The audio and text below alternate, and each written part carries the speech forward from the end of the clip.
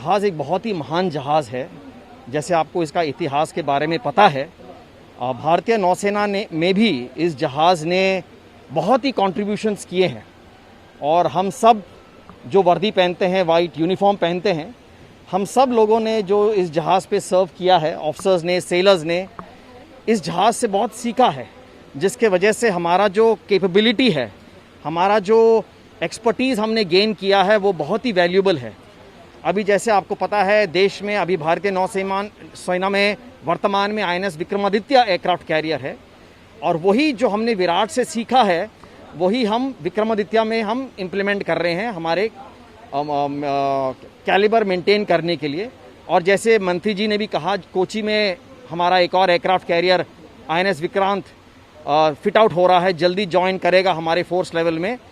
ये सब का फ़ायदा इसमें विराट का बहुत ही बड़ा हाथ है, क्योंकि हम सब लोगों ने विराट में सीखा है और एक्सपीरियंस गेन किया है, पायलट्स ने एक्सपीरियंस गेन किया है।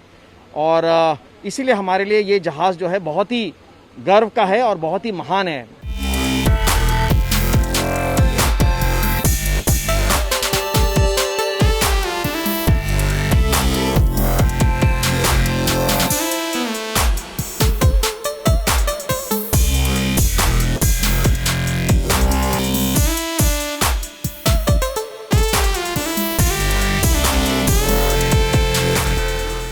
INS विराट वो 30 साल से भारत की नौसेना में है।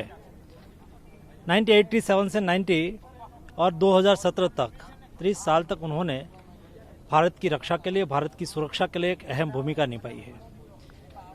कुल मिला के उसकी आयु 70 ईयर्स हुई है।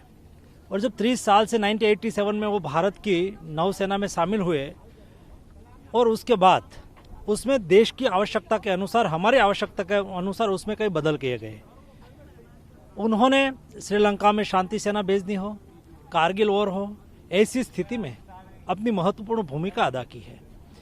और देश में कई देश की नौसेना के साथ उन्होंने युद्ध अभ्यास भी किया है।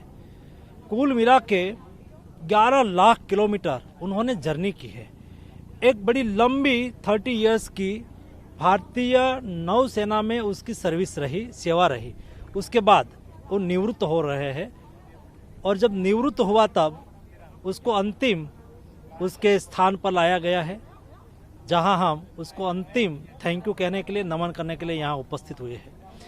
उसको यहाँ लाने की नौबत इसलिए आई कि 70 इयर्स की उसकी आयु हुई, और ये लंबी आयु से उसमें रिपेयरिंग खर्च धीरे धीरे बढ़ता चला, मेंटेनेंस खर्च बढ़ता चला, और उसका फिर से ये भी थोड़े धीमे धीमे वीक होने लगा।